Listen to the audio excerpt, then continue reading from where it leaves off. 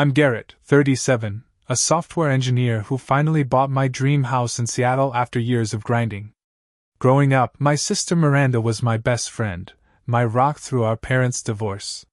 When she called after her own divorce, needing a temporary place to stay, I didn't hesitate. How could I know that 6 months later, I'd be holding legal documents claiming my house wasn't rightfully mine? The betrayal cut deep, but the real shock came when I discovered who was actually pulling the strings behind this whole nightmare. Before I get into this wild story, drop a comment letting me know where you're watching from, hit that subscribe button, and stick around to see how I fought back against the people I least expected to hurt me. I grew up in a middle-class neighborhood in Portland, Oregon.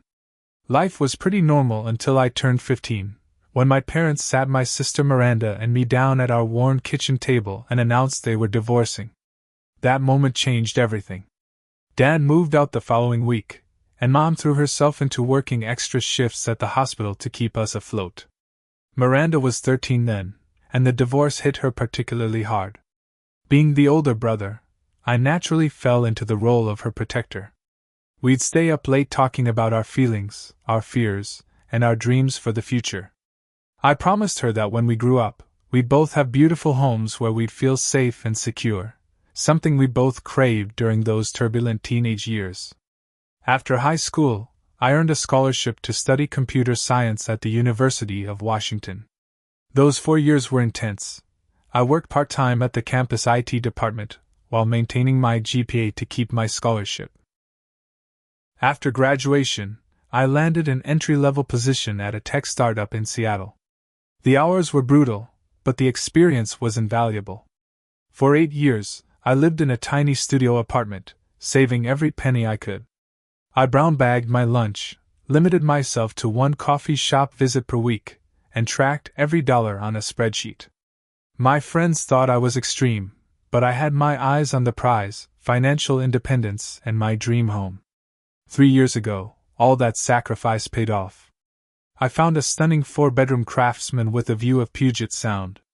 The moment I walked through the front door, with its hardwood floors and large windows letting in natural light, I knew this was the one.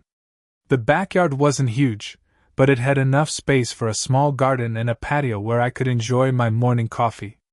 The previous owners had renovated the kitchen with modern appliances while preserving the home's original character. At $875,000, it stretched my budget to the absolute limit, but I made it work. Throughout all these years, Miranda and I remained close. She attended a local college in Portland and married her college sweetheart, Trevor, shortly after graduation. They seemed happy, posting vacation photos on social media and buying a small starter home in the suburbs. Miranda worked as a marketing coordinator, while Trevor built a career in real estate law. When Miranda called me 7 months ago, her voice was shaky. "Garrett, Trevor and I are getting divorced," she said, and I could hear the tears in her voice. "It's been building for a while, but now it's official. He's keeping the house since his name is on the mortgage, and I need a place to stay while I figure things out. Could I crash at your place?" "Just temporarily, I promise." Without hesitation, I told her yes. After all, this was my little sister, the person I'd protected since we were kids. She arrived the following weekend with 4 suitcases and red-rimmed eyes. I showed her to the guest bedroom, which had its own bathroom, perfect for giving us both some privacy. I'd spent the week preparing the space, buying fresh towels and bedding, and clearing out closet space for her things. The first few weeks went smoothly. Miranda was clearly heartbroken but grateful for the roof over her head. She cooked dinner 3 times a week, contributed to groceries, and kept her spaces tidy. We fell into a comfortable routine of watching movies together on weekends and giving each other space during the work week. I was working from home most days, while Miranda had arranged to work remotely for her Portland-based company. "I can't thank you enough for this," Miranda said one evening as we sat on the patio, watching the sunset over the Sound. "I don't know what I would have done without you." I smiled and clinked my glass against hers. "That's what family is for. Stay as long as you need." Little did I know those words would come back to haunt me. About a month into Miranda's stay, I began noticing subtle changes in her behavior. Nothing major at first, just small things that gave me pause. She started referring to the guest room as my room, rather than the guest room. Fair enough, I thought. It was her space while she was staying with me. Then I came home one day to find she had rearranged the living room furniture. The couch that had previously faced the view was now turned toward the television, and my reading chair had been moved to a corner. "I hope you don't mind," she said when she saw my surprised expression. "This layout makes more sense for entertaining." I shrugged it off. It wasn't worth arguing about, though I did miss being able to look at the water while I sat on the couch. 2 months in, Miranda invited some of her friends over for dinner without telling me until the morning of. I came downstairs to find her preparing an elaborate meal. "Hope you don't have plans tonight," she said cheerfully. "I've invited some people from work for dinner. I've been telling them about our beautiful house, and they're dying to see it." Our house. The phrase caught me off guard, but I didn't correct her. Maybe it was just a slip of the tongue. The dinner itself was pleasant enough, though I noticed how Miranda showed her friends around as if she owned the place. "We chose this paint color because it catches the light so nicely," she told them, despite the fact that the walls had been this color when I bought the house. One of her friends, Valerie, turned to me during dinner and said, "Your sister was just telling us how you two went in on this place together. It's so nice to see siblings supporting each other like that." I nearly choked on my wine but managed to swallow.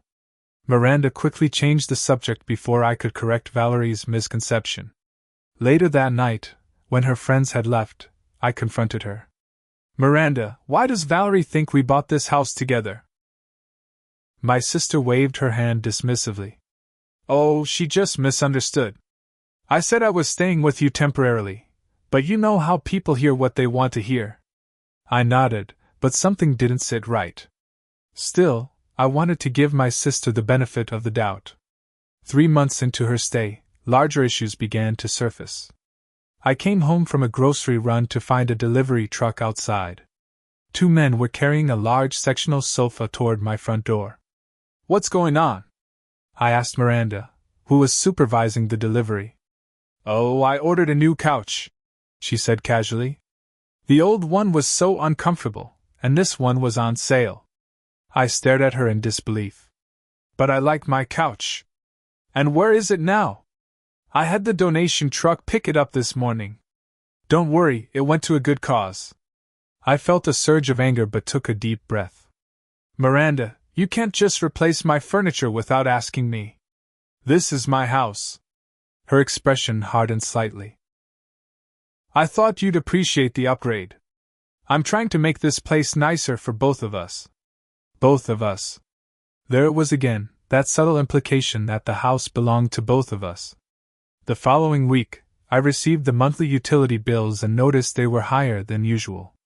When I asked Miranda for her share, something she'd been good about contributing to initially, she seemed surprised. "Oh, I thought we weren't doing that anymore," she said. "Since I've been handling all the cooking and cleaning lately." It was true that she'd been cooking more often, but I certainly hadn't agreed to cover all expenses in exchange. When I pointed this out, she reluctantly wrote me a check but seemed annoyed about it. Then came the Wi-Fi incident. I tried to log into my home network one evening and found the password had been changed. When I asked Miranda about it, she seemed unapologetic. "The old password was so complicated. I changed it to something easier to remember." "But it's my account," I said, growing increasingly frustrated. "You should have asked me first." She rolled her eyes. "It's not a big deal, Garrett. Why are you being so possessive about everything?" The tension continued to grow. Miranda began inviting friends over more frequently, sometimes for parties that lasted well into the night, while I tried to sleep before early morning meetings. When I expressed concern about the noise, she accused me of being antisocial and controlling. My beautiful home, once my sanctuary, was becoming a source of anxiety. I started spending more time at coffee shops or at my friend Jordan's apartment just to escape the tension. The worst part was feeling like a guest in my own house, having to knock on the bathroom door in the morning because Miranda's friend was showering there, finding unfamiliar food in my refrigerator, discovering the thermostat set to temperatures I'd never choose. 5 months into Miranda's temporary stay, I came home to find a small dog racing through my living room. "What is that?" I asked, watching as the terrier mix jumped onto my new couch, the one Miranda had purchased. "This is Baxter," Miranda said, scooping up the dog. "Isn't he adorable? My friend Olivia couldn't keep him anymore, so I said we'd take him." "Miranda, you can't just adopt a dog without talking to me first." "I'm allergic to dogs, remember?" She frowned. "That was when we were kids. I thought you'd outgrown that." "No, I still take allergy medication when I visit houses with dogs. And besides, that's not the point. The point is that you didn't ask me." "Well, he's here now," she said stubbornly. "And he needs a home."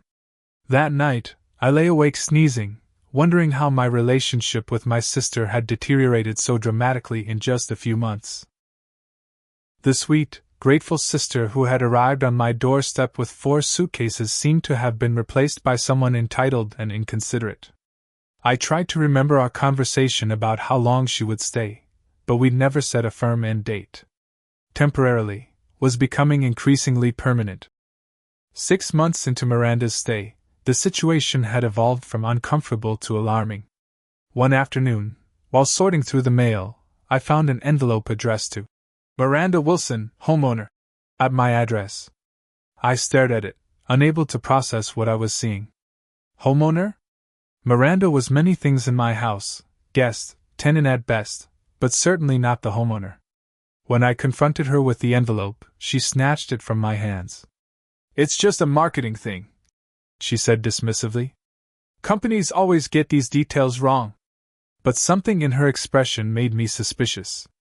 That weekend, while Miranda was out with friends, I decided to chat with my next-door neighbor, Frank, who was mowing his lawn. "Hey, Frank," I called out. "How's everything going?"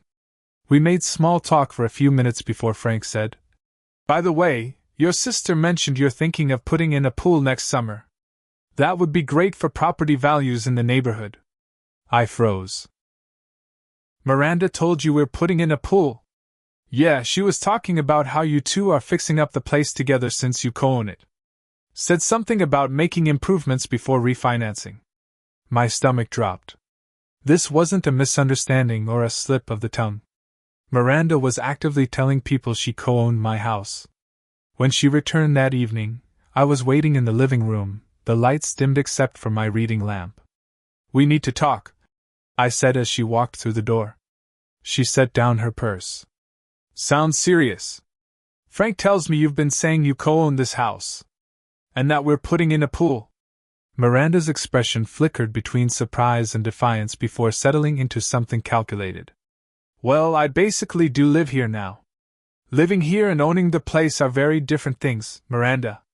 I bought this house. My name is on the deed and the mortgage. I've let you stay here as a favor while you get back on your feet after your divorce." She sat down across from me, her posture stiff. "After everything I've done for you, I think I deserve more than being treated like a temporary guest." "Everything you've done for me?" I repeated, confused. "Miranda, I've given you a place to stay, rent-free for the most part. What exactly have you done for me that would entitle you to ownership of my house?" Her eyes narrowed. "Don't you remember our conversation? You said I could have half." I stared at her in disbelief. "I never said anything remotely like that." "Yes, you did," she insisted. "That night we were drinking wine on the patio, about a month after I moved in. You said this house was too big for just you anyway, and that you'd always wanted us to share a place like we talked about when we were kids." I shook my head, completely baffled. "Miranda, that conversation never happened. I never said you could have half my house." "You were probably too drunk to remember," she said with a shrug. "But I remember clearly. I felt like I was going crazy. Had I somehow promised my sister half of my house and forgotten about it? No, that was absurd. I would never make such a promise, drunk or sober. Miranda, I think it's time we discussed a timeline for you finding your own place, I said firmly. Her face hardened. I'm not going anywhere. This is my home now, too. The argument that followed was ugly. Miranda accused me of going back on my word, of being selfish, of abandoning her when she needed me most. I maintained that I had never offered her ownership of my house and that her temporary stay had extended far beyond what I had agreed to. We went to bed angry, the tension so thick I could barely breathe. The next day, I called my friend Jordan, who worked in real estate. Man, this sounds serious, Jordan said after I explained the situation. You need to talk to a lawyer before this gets any worse. A lawyer? She's my sister.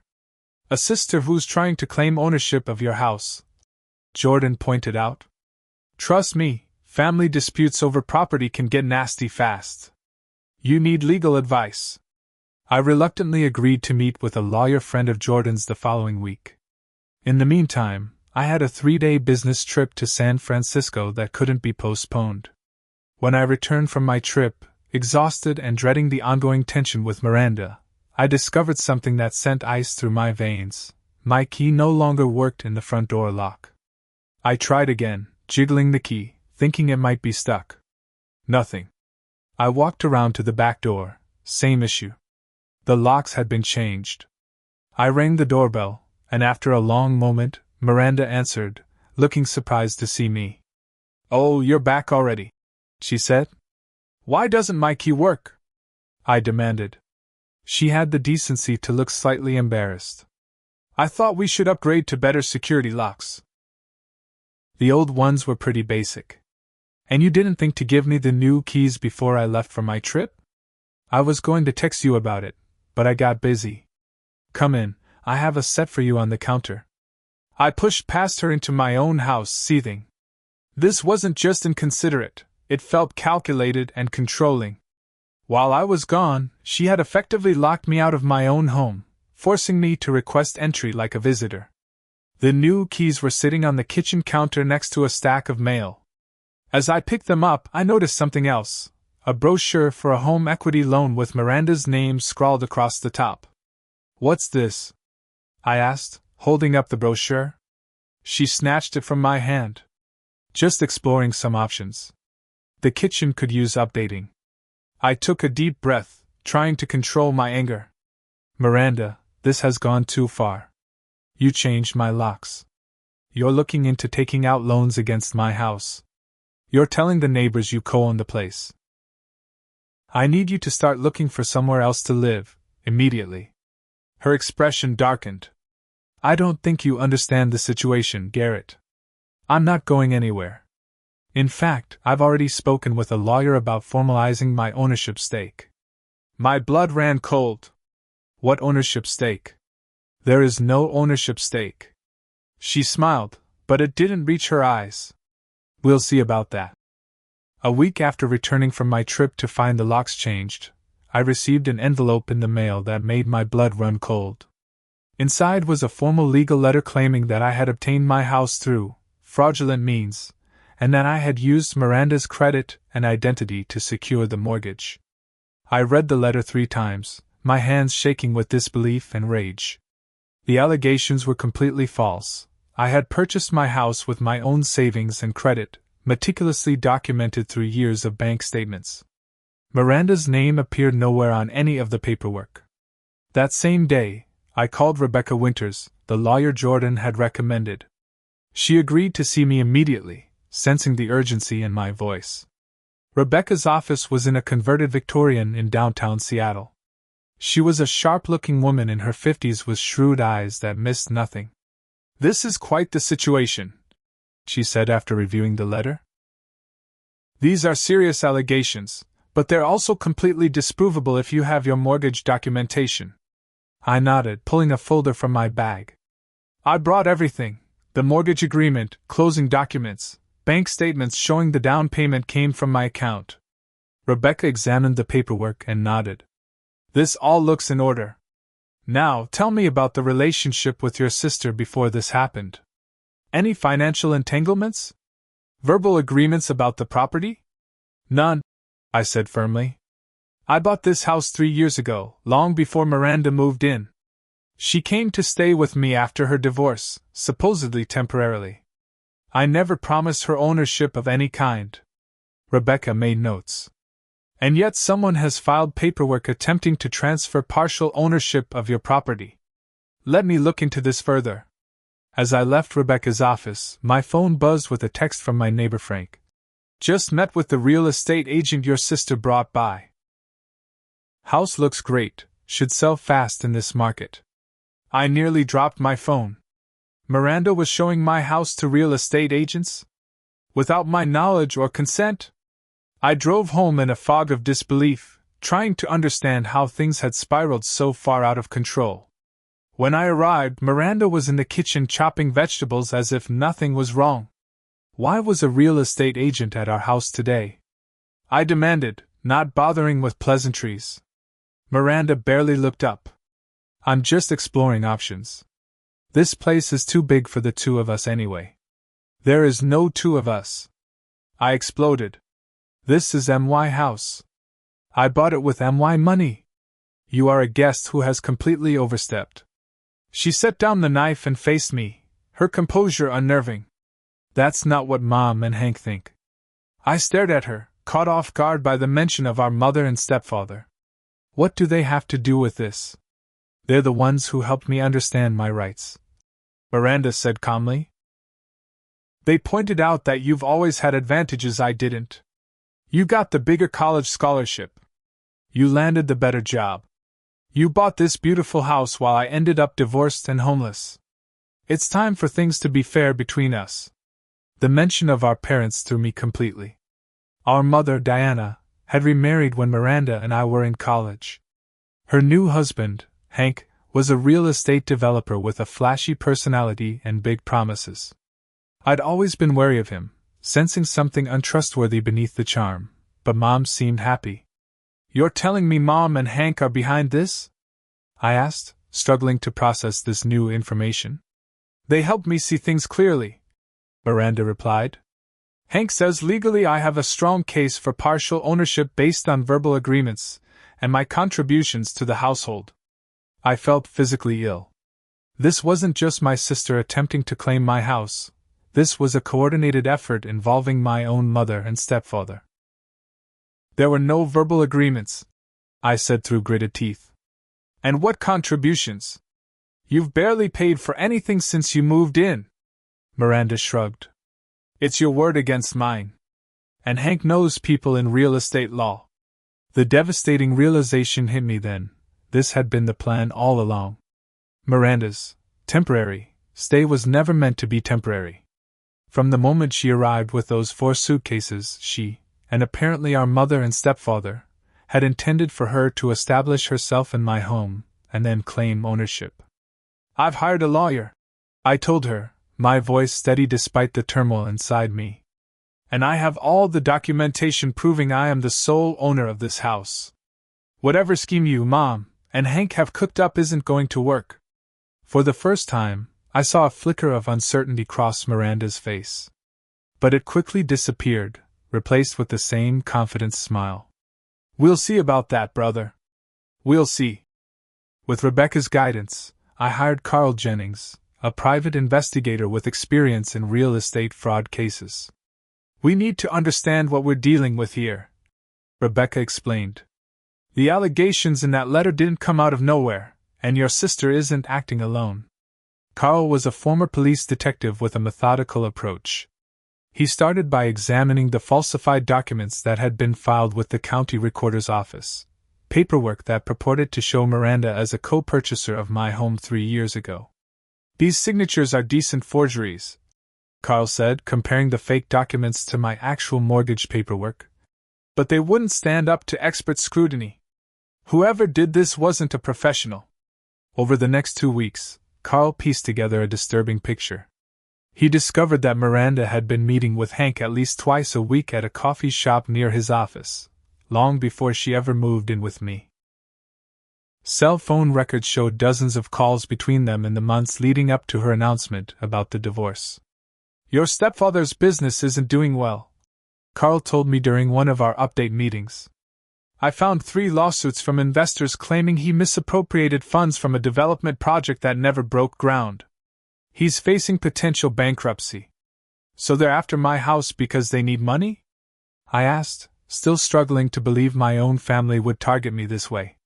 It looks that way, Carl confirmed. And there's more. This isn't the first time they've tried something like this. He showed me documentation of a similar situation involving my mother's cousin in Portland. 3 years ago, Diana and Hank had moved in with him, temporarily, while their new house was supposedly being renovated. 6 months later, they claimed partial ownership of his property based on alleged verbal agreements and improvements they'd made to the home. The cousin eventually paid them a substantial settlement just to get them out. It's a pattern, Rebecca said grimly. They find family members with valuable properties, move in under false pretenses, and then try to establish ownership claims. With this new information, I gained access to Miranda's laptop while she was out. I wasn't proud of the invasion of privacy, but I needed evidence of what they were planning. In her email, I found messages between Miranda and Hank discussing the plan to establish residency in my house.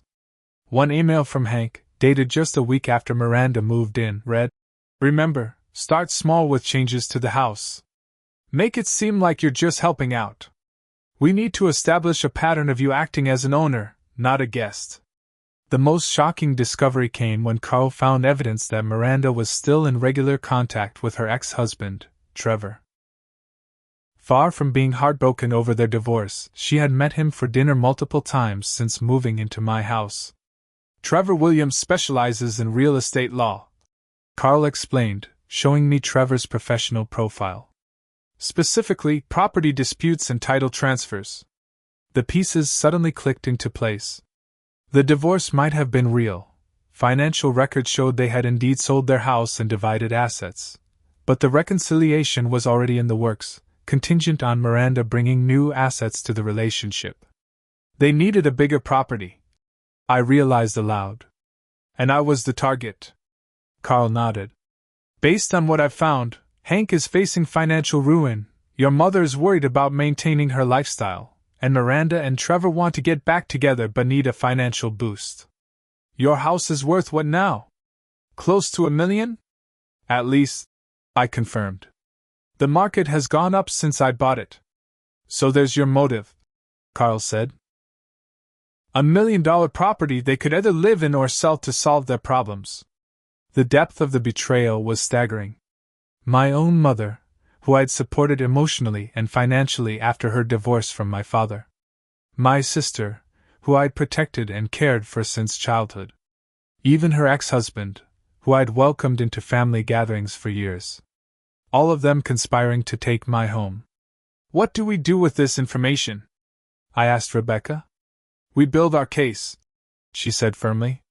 And then we confront them, all of them, with the evidence. But first, we need to make sure your house is legally protected. Rebecca helped me file restraining orders against unauthorized changes to my property deed and secured a temporary order preventing Miranda from making any modifications to the house. She also advised me to install security cameras inside the house to document any further attempts to establish ownership. Is that legal? I asked. Recording in my own home? In Washington, you can record in your own property, Rebecca confirmed. Just make sure the cameras are visible and in common areas only, not bathrooms or her bedroom. The next day, I installed cameras in the living room, kitchen, and hallways, making no attempt to hide them. Miranda noticed immediately. What are these for? She demanded, pointing to the camera in the living room. Security, I said simply. After all, this is a valuable property. We should protect it. She gave me a long, suspicious look but said nothing more. That night, I heard Miranda on the phone in the kitchen. Thanks to the new security system, I could listen through my laptop in my bedroom. He knows something, she was saying, her voice low. He's installed cameras everywhere. No, I don't think he has proof yet. Hank says we need to move faster. I know the paperwork isn't perfect, but Trevor says possession is 9/10 of the law. I recorded the conversation, another piece of evidence for the inevitable confrontation.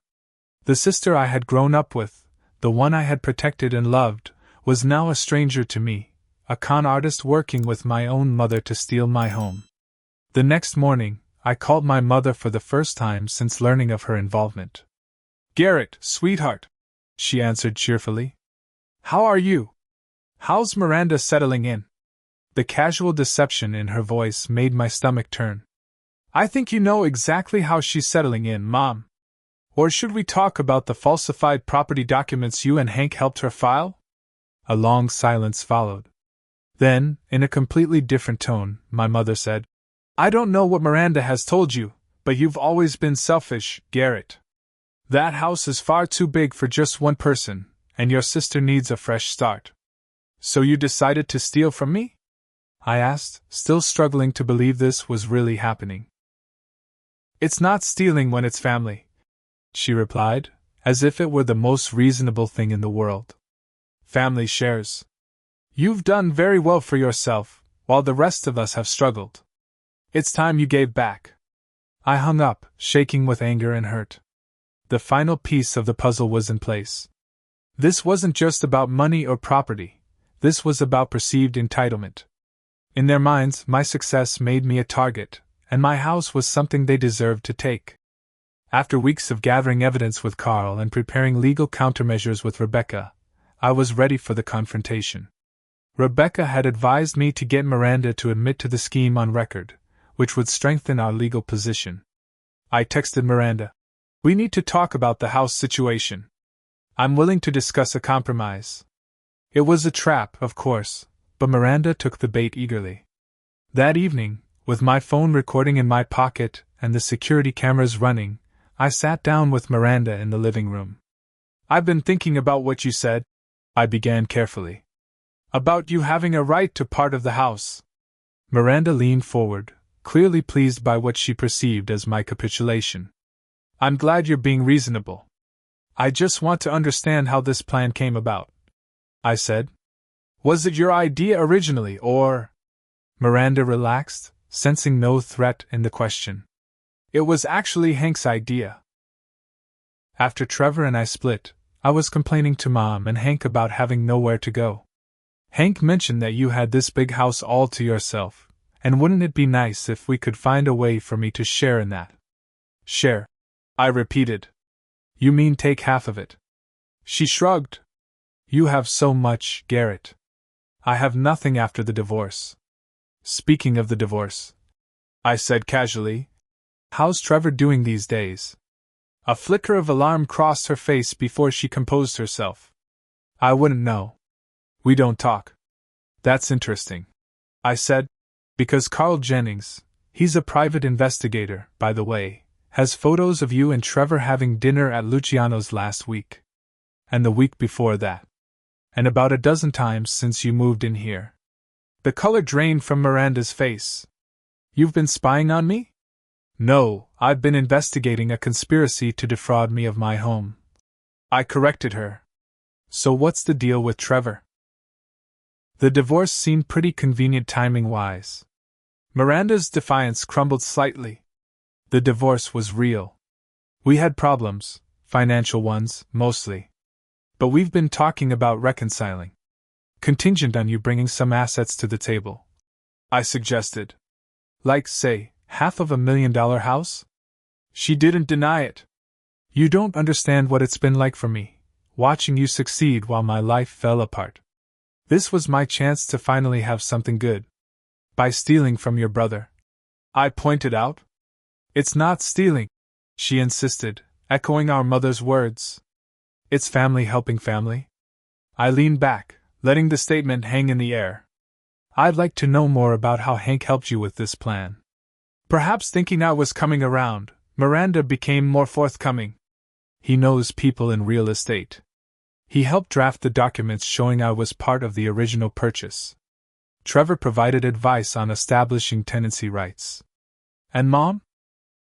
She thought you owed us," Miranda said simply. "After all, she helped put you through college." I couldn't help but laugh bitterly at that.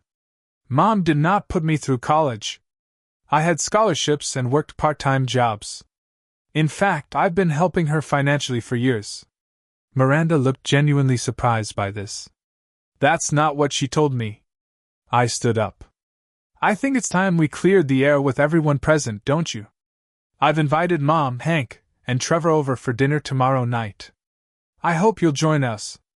The next evening, I prepared a simple meal, nothing fancy, just pasta and salad. This wasn't a celebration, after all. Rebecca had coached me on how to handle the confrontation, and Carl had provided all the evidence in a neat folder, including copies of the forged documents, records of the meetings between Miranda and Hank, and transcripts of damning conversations. They arrived together, Mom, Hank, and Trevor, all smiles and casual greetings as if this were just a normal family dinner. Miranda hovered nervously in the kitchen, having been uncharacteristically quiet all day. After serving the food and allowing a few minutes of small talk, I cleared my throat. I'm sure you're wondering why I called this little family gathering. Hank, ever the confident one, grinned. To discuss the house situation, I assume. Miranda mentioned you're finally seeing reason. In a manner of speaking, I said coolly. I've certainly come to see things more clearly. I stood and retrieved my laptop from the sideboard. Before we continue with dinner, I'd like to play something for you. I hit play on the recording of my conversation with Miranda from the previous night, watching their faces as Miranda's voice filled the dining room. It was actually Hank's idea. He helped draft the documents showing I was part of the original purchase. Trevor provided advice on establishing tenancy rights. The color drained from Hank's face. Trevor stared at his plate. My mother looked between them, clearly trying to gauge how bad the situation was. When the recording ended, I closed the laptop. I have more, much more. Recordings of phone conversations. Emails discussing your plan. Photos of meetings. Carl Jennings is very thorough. Who the hell is Carl Jennings? Hank demanded. My private investigator, I said calmly. He's been documenting your conspiracy for weeks. He also uncovered your previous attempt to pull this same scam with Mom's cousin in Portland. My mother found her voice. Garrett, you don't understand. We're family. We're just trying to help each other out. By filing fraudulent property documents. By trying to steal my house? I shook my head. That's not family helping family. That's a criminal conspiracy. Hank's demeanor changed from shock to threatening. You think anyone will believe you over us? It's 4 against 1. Actually, came Rebecca's voice from the doorway. It's 1 plus irrefutable evidence against 4 people committing fraud. She stepped into the dining room, briefcase in hand. I'm Rebecca Winters, Mr. Wilson's attorney. And you should know that everything said in this room is being recorded with Mr. Wilson's consent, which is legal in this state. The atmosphere in the room shifted dramatically. Trevor, the actual lawyer among them, clearly recognized the seriousness of the situation. What do you want? He asked quietly. I looked at each of them in turn, my sister, who I had protected since childhood, my mother, who I thought had loved me unconditionally, her husband, whose greed had corrupted our family, and Trevor, who had been willing to use his legal knowledge to defraud me. I want Miranda out of my house by the end of the week, I said firmly. I want written statements from each of you acknowledging that I am the sole owner of this property and that any documents suggesting otherwise were fraudulent. I want a restraining order preventing any of you from coming near my property again. And I want repayment for all legal fees I've incurred dealing with this situation. Or what? Hank challenged, though his bravado was clearly forced. Rebecca stepped forward. Or we file criminal charges for fraud, conspiracy, and attempted grand theft.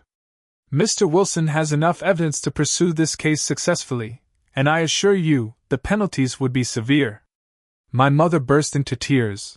Whether genuine or tactical, I couldn't tell anymore. Garrett, please. You can't do this to your family.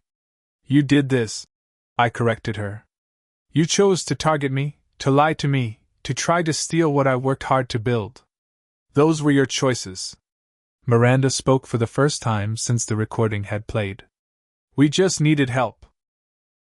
Hank's business is failing. Mom's afraid of losing everything again. Trevor and I want to start over. You have so much, and we have so little. Then you should have asked for help honestly, I said, my voice finally breaking with emotion. I would have helped you, all of you, if you'd just been honest about your situation. Instead, you conspired against me and betrayed my trust. The room fell silent except for my mother's quiet sobs. Finally, Trevor spoke up, his legal mind clearly calculating their best option. We'll sign whatever you want, he said quietly. No need to involve the police. Rebecca produced the documents she had prepared, and one by one they signed, admitting to the conspiracy, relinquishing any claimed interest in my property, and agreeing to the restraining order terms. As they prepared to leave, Miranda paused at the door. I really am sorry, Garrett. It just got out of control. I couldn't bring myself to respond. The sister I had known was gone, replaced by someone I no longer recognized or trusted. After they left, Rebecca gathered the signed documents. This went as well as could be expected, she said. I'll file these tomorrow. I nodded, feeling hollow despite the victory. Thank you for everything. One more thing, Rebecca added. Change your locks again. Today. 3 days after the confrontation dinner, Miranda moved out, taking only what she had brought with her and leaving behind the furniture she had purchased without my permission. My mother called several times, leaving tearful voicemails that I couldn't bring myself to listen to fully. Hank and Trevor maintained their distance, likely on advice from whatever lawyer they had consulted after our confrontation. Rebecca filed all the necessary paperwork to ensure my home was legally secured. She also helped me obtain formal restraining orders against all 4 of them, preventing them from coming within 500 feet of my property. It was a painful step to take against my own family, but a necessary one. The restraining orders are temporary, Rebecca explained. You can always revisit them in the future if relationships improve. But I couldn't imagine a future where I would trust any of them again. The betrayal cut too deep, severing bonds I had thought unbreakable. The first few weeks after Miranda left were strange. The house felt both emptier and more mine than it had in months. I reclaimed spaces that had been taken over, replaced the furniture she had disposed of, and gradually restored my home to the sanctuary it had once been. On Rebecca's recommendation, I started seeing a therapist, Dr. Natalie Chin, to process the betrayal and its aftermath. Our weekly sessions became an anchor in the chaos of emotions I was experiencing: anger, grief, guilt, and confusion all swirling together. Family betrayal is particularly painful, Dr. Chin observed during one session. We expect strangers to potentially harm us, but family is supposed to be safe. I keep wondering if I could have prevented it, I admitted. If I'd noticed the signs earlier or been less trusting. Garrett, you showed compassion to someone you loved who claimed to need help, Dr. Chin said gently. That's not a character flaw. The problem wasn't your kindness. It was their willingness to exploit it. Slowly, I began to rebuild my sense of security. I installed a comprehensive security system, changed all the locks, and met with real estate agent Natalie Patel to ensure all property records were clear and accurate. Your home is legally secure, Natalie assured me. The false documents have been invalidated, and I've placed a monitoring alert on your property records. If anyone attempts to file paperwork regarding this address, you'll be notified immediately. 3 months after the confrontation, I received an unexpected email from my father, who had remained largely on the periphery of my life since the divorce. He had heard about the situation from an extended family member. I'm sorry about what Diana and Miranda tried to do, he wrote. I'd like to connect if you're open to it. No pressure, just coffee sometime. We met at a cafe near my office, both of us awkward at first.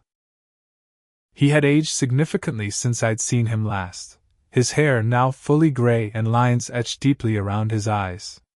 I should have been more present in your life, he said after we exchanged pleasantries. Maybe if I had been, things would have turned out differently. I shook my head. Their choices weren't your fault. Still, he insisted, I want you to know you still have family who care about you. Your Aunt Lynn has been asking about you. My brother Tom, too. I had been so focused on the betrayal that I'd forgotten about the extended family who had never been part of the conspiracy. Over the following weeks, I reconnected with relatives I had fallen out of touch with. My father's sister Lynn and her husband, cousins I hadn't seen in years, my Uncle Tom who shared my interest in hiking. 6 months after Miranda moved out, I hosted a small dinner party, my first since the ordeal began. Jordan was there, along with Carl and his wife, Rebecca, my cousin Eric and his partner, and my new neighbor Samantha, who had moved in next door after Frank sold his house. As we sat around my dining table, sharing food and stories, I felt something shift inside me. These people, some related by blood, others connected by choice or circumstance, had become my chosen family. They had supported me through the darkest period of my life without expecting anything in return. 1 year after the confrontation, I received a letter from Miranda. I almost threw it away unopened but decided to read it after discussing it with Dr. Chen. I know you probably never want to hear from me again, Miranda had written. I wouldn't blame you. What we did was unforgivable. But I wanted you to know that Trevor and I have divorced for real this time. Mom and Hank are moving to Florida to start fresh after his bankruptcy. And I'm in therapy, trying to understand why I was willing to hurt the one person who always protected me. She didn't ask for forgiveness or for renewed contact. It was simply an acknowledgement of wrong and a report on the aftermath. I never responded, but I kept the letter as a reminder of how easily relationships can be poisoned by entitlement and greed. Today, my house is truly my sanctuary again. The garden I've planted in the backyard is flourishing, and I've converted one of the spare bedrooms into a home office with a view of the Sound. I've learned to set clear boundaries in all my relationships and to trust my instincts when something feels wrong. The most profound lesson from this experience has been about the true meaning of family. Blood relation doesn't automatically create a healthy bond. Those connections must be built on mutual respect, honesty, and genuine care. Sometimes the family we choose is more trustworthy than the family we're born into. I still struggle with trust issues, especially when people compliment my home or ask to stay over. But I'm healing, day by day, surrounded by people who value me for who I am, not what I have. If you're watching this and dealing with family betrayal of your own, know that you're not alone. You can rebuild, set boundaries, and find your people, the ones who will stand by you through the darkest times without ulterior motives. It's a painful journey, but one worth taking. Have you ever experienced betrayal from someone you thought you could trust completely? How did you handle it? Share your stories in the comments below. And if this story resonated with you, please like, subscribe, and share it with someone who might need to hear that they can survive family betrayal and rebuild their life. Thank you for listening to my story, and remember, sometimes the strongest families are the ones we create ourselves.